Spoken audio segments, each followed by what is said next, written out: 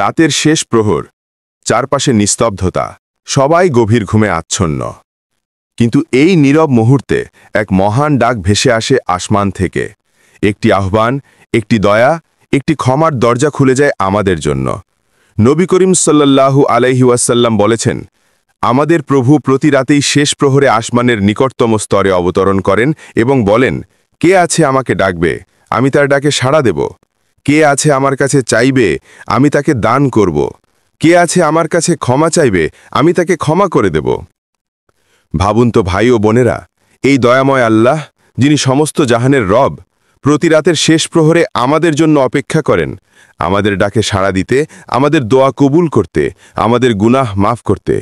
তবু আমরা ঘুমিয়ে থাকি, তবু আমরা অবহেলায় ডুবে থাকি, তবু আমরা ভুলে যাই সেই মহান আহ্বান।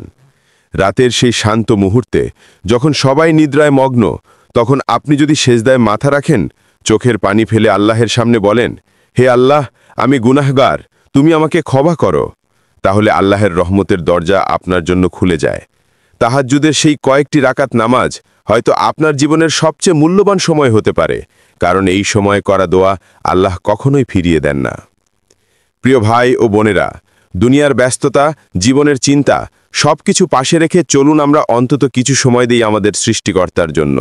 শেষ রাতের সেই পবিত্র সময়ে সেজদায় পড়ে বলি, হে আল্লাহ, আমাদের পাপ ক্ষমা করো, আমাদের হৃদয়কে ঈমানের আলোয় ভরিয়ে দাও, আমাদের দুনিয়া ও আখেরাত সুন্দর করে দাও। যে ব্যক্তি শেষ রাতে আল্লাহের ডাকে সাড়া দেয়, আল্লাহ তার দোয়ায় সাড়া দেন।